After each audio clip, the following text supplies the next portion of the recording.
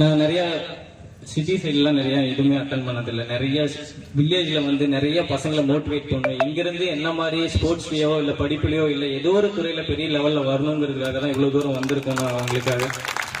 So நான் என்ன சொல்றேன்னா, ஸ்கூல் கிரவுண்ட்ல வந்து ஷூ கூட கிடையாது, வெறும் ரன்னிங் ஓடுறதுக்கு அப்போ வந்து ஜிம்மு அது இது எதுவுமே கிடையாது. வெறுங்காலில் தான் ஒரு 3 இயர்ஸ் ட்ரைனிங் பண்ணுவேன், அதை வச்சு தான் போவேன். ஒரு நல்ல சாப்பாடு கிடையாது வீட்டில், அப்பா அம்மாலாம் கூலி வேலைக்கு தான் போறாங்க. எங்க வீட்டில் 5 பேர், 3 சிஸ்டரு. ஸோ நான் தான் பெரிய பையன்.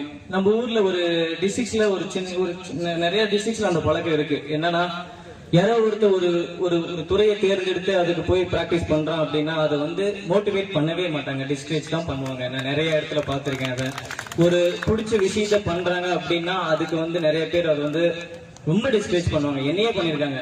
ஏன்னா 5 பேர் வீட்டுல இருக்காங்க, எல்லாரும் வேலைக்கு போறாங்க, நீ என்ன படிக்காம இப்படி ஊர் சுத்திட்டு இருக்க அப்படின்னு. அதுல என்னடா பேட்டு பாலும் சுத்திட்டு இருக்க, எப்படிதான் குடும்பத்தை காப்பாற்ற போற அப்படின்னு என் கண்ணு முன்னாடி நிறைய வாட்டி பேசியிருக்காங்க. சோ அவங்க இப்ப என்ன சொல்றாங்க, அந்த மாதிரி சொன்னவங்க தான் இப்போ என் முன்னாடி எனக்கு அப்பவே தெரியும் பையன் எப்படி வருவான் அப்படின்னு. இதுதான் உலகம். ஸோ நம்ம அதை பத்தி அதாவது நீங்க எந்த துறையை தேர்ந்தெடுத்தாலும் அதுல கடினமா உழைச்சா கண்டிப்பா வெற்றி கண்டிப்பா கிடைக்கும். அது வந்து நீங்க மத்தவங்களுக்காக வாழ வேணாம், உங்களுக்காக, உங்க பிடிச்சதுக்காக, உங்க பிடிச்ச விஷயத்துக்காக நீங்க அதை வாழ்ந்தா போதும். அதை நோக்கி பயணம் பண்ணலாம். சார் சொன்னாங்க நிறைய விஷயங்கள் அந்த மாதிரி நடந்துட்டு இருக்கு. இப்ப ஊர்ல எல்லாம் முதல்லாம் நான் சின்ன பிள்ளையா இருக்கிறப்போ குழந்தைங்க எல்லாம், எல்லா குழந்தைங்களும் தெருவில் எல்லாம் வந்து விளையாடுவாங்க. அப்ப அந்த நொண்டி, கோகோ, இந்த மாதிரி நிறைய விஷயங்கள் நடக்கும். ஏன்னா மண்ணில் விளையாடுறது அவ்வளவு ஹெல்தி அப்படின்னு சொல்லுவாங்க. இப்ப இருக்கிற பசங்க பாதி பேர் கிடையாது, வெறும் குழந்தைங்க எல்லாம் செல்போன் இந்த மாதிரி அந்த மாதிரி இருக்காங்க. ஸோ என்ன சொல்லுறேன்னா, ஸ்போர்ட்ஸ் வந்து எல்லாருக்கும் ஒரு அத்தியாவசியமான ஒரு விளையாட்டு. இந்த ஸ்போர்ட்ஸ் நான் கிரிக்கெட் மட்டும் சொல்ல மாட்டேன், நான் எல்லா ஸ்போர்ட்ஸும் தான் சொல்லுவேன். அதே மாதிரி நான் ஸ்போர்ட்ஸ் மட்டும் தான் இம்பார்ட்டன்ட் அப்படின்லாம் சொல்ல மாட்டேன். படிப்பு ரொம்ப முக்கியம். ஏன்னா நான் ரொம்ப அனுபவப்பட்டிருக்கேன், எனக்கு படிப்புக்கு ரொம்ப தூரம். ஆனா நான் ஒரு ஸ்டேஜுக்கு அப்புறம் படிப்பு இல்லாம ரொம்பவே கஷ்டப்பட்டிருக்கேன். போய் அங்க லாங்குவேஜ் ப்ராப்ளம் நிறைய வாட்டி நான் அனுபவிச்சிருக்கேன்.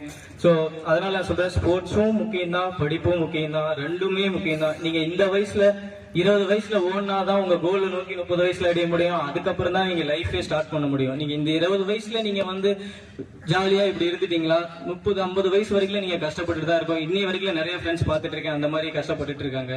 ஸோ ஸ்போர்ட்ஸ் வந்து ரொம்ப என்ன, நான் இது சொல்ல முடிச்சிருப்பாங்க. இப்படி சொல்லிட்டு இருந்தாங்க, ஊர்ல எல்லாரும் இப்படிதான் சொல்லுவாங்க. நான் வந்து எனக்கு தெரிஞ்சது எல்லாருக்கும் கேட்பாங்க, ஸ்போர்ட்ஸ் தவிர உனக்கு என்ன தெரியும், கிரிக்கெட் தவிர என்ன தெரியும்பாங்க. இன்னை வரைக்கும் நான் எல்லாத்துக்கும் வயசு சொன்ன பதில் கிரிக்கெட் தான் எனக்கு தெரியும், கிரிக்கெட் தவிர எதுவும் தெரியாது அப்படின்னு. ஏன்னா இப்போ ஃப்ரெண்ட்ஸ் கூட வெளியே போறது பிடிக்கும், அதுதான். அதை தவிர்த்து மற்ற ஹேபிட் மற்ற இது என்னன்னு கேட்டாங்களா, எனக்கு எதுவுமே சொல்ல தெரியாது. கிரிக்கெட் கிரிக்கெட் கிரிக்கெட் தான். இப்போ கிரிக்கெட் இல்லைன்னு நானும் சொல்லுவேன். ஸ்கூல் படிக்கிறப்போ நானும் நிறைய செங்கல் சூழல் வேலைக்கு போயிருக்கேன், கட்டட வேலைக்கு போயிருக்கேன், ரோடு போடுறதுக்கு போயிருக்கேன், மணலில் போயிருக்கேன். ஸோ இந்த மாதிரி தடைகள் வந்து நிறைய இருக்கும். இது வந்து இதெல்லாம் தடைகள்லாம் நினைக்கவே கூடாது லைஃப்ல. ஏன்னா இது வந்து இருக்கிறத வச்சுதான் பண்ணணும். இப்ப எங்க வீட்டுல அதுக்கெல்லாம் ஸ்போர்ட்ஸ்லாம் ஆனா நிறைய ஹெல்த்தியா சாப்பிடணும், நிறைய அது பண்ணணும், நிறைய இது பண்ணணும். நான் இப்பயும் சொல்லுவேன், எங்க அம்மா சாப்பாடு அன்னைக்கு சாப்பிட்ட சாப்பாடு தான் ஹெல்த்தியான சாப்பாடு, இன்னைக்கு வரைக்கும் அதுதான் ஹெல்தி எனக்கு அப்படின்னு நான் சொல்லுவேன். எல்லாருக்கும் ஒரு வழிகாட்டி கண்டிப்பா இருப்பாங்க. எனக்கு என் வழிகாட்டியா என் கடவுள் கொடுத்த கிஃப்ட் மாதிரி வந்து ஜெயபிரகாஷ்னு ஒருத்தர் வந்தாரு. என்னோட கூட பிறந்த பிரதர் கிடையாது. உங்களை மாதிரி இப்ப டென்னிஸ் பால் விளையாண்டுட்டு இருந்தேன். அந்த மாதிரி வந்த டைம்ல நான் சும்மா பேக் எடுத்துட்டு பால் பொறுக்கி போட்டுட்டு இருந்தேன். எனக்கு டென்னிஸ் பால் தான் உலகம், கிரிக்கெட்னா என்னன்னே தெரியாது, எனக்கு கிரிக்கெட் பால்லாம் என்னன்னே தெரியாது அப்படின்ற மாதிரி சேலம் மாவட்டத்தை விட்டு தானது கிடையாது நான். ஸோ சேலம் அதுதான் தெரியும். எனக்கு டென்னிஸ் பால்ல நிறைய கப்பு வாங்குறது பிடிக்கும். ஸோ எனக்கு அந்த பிரைஸ் மணியோட அந்த கப்பு வாங்குறது ரொம்பவே பிடிக்கும். ஏன்னா என் வீட்டில் வைக்க கப்பு இல்லாம நான் வாடகை வீட்டில் தான் இருந்தோம். ஒரு 10க்கு 10 ரூம்ல ஒரு 10 பேர் தங்குவோம், மண் தர தான்.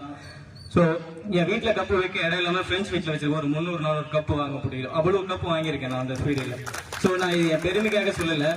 இது கஷ்டங்கள் இருந்தாலும் உன்னோட எய்ம் நோக்கி நீ பண்றப்ப அது வந்து உனக்கு வந்து சக்சஸ் பண்றப்ப அது வந்து எவ்வளவு கோடி ரூபாய் கொடுத்துக்கலாம், அந்த சந்தோஷத்தை அது ஃபுல்ஃபில்லே பண்ண முடியாது. ஏன்னா அந்த அளவுக்கு அதோட ஹாப்பினஸ் இருக்கும்.